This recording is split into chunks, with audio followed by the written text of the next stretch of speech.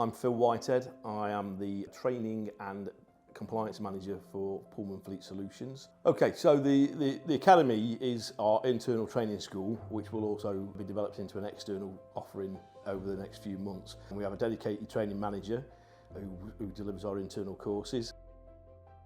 Hello, I'm Carl Belcher. I am the training manager for the Pullman Academy. I'm very proud to be of that. I manage the training and produce the training and do the training. Our business plan over the last few years is to deliver as much training as possible from an internal solution, and the Academy is the next iteration of that. We've just recently done a 3-day course on first aid and AED training, and we also do OLET training, which all of our technicians are taking part in, so they know why we're doing it and why we do what we do.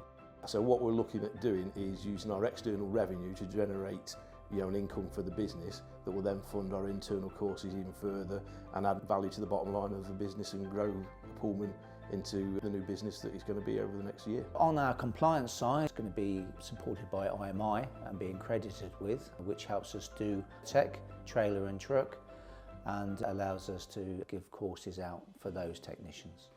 So with compliance and over health and safety, we do fork truck licensing, we do roadside courses for our mobile technicians, we do grindstone courses, which is City and Guild certificated.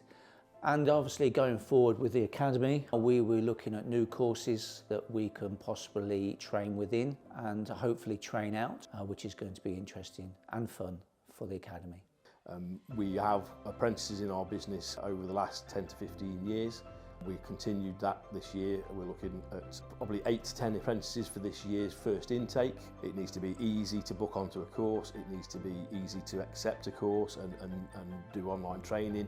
And we'll work with the IT department within Pullman to develop the Academy into a digital platform as well as a physical delivery of training courses in the very near future.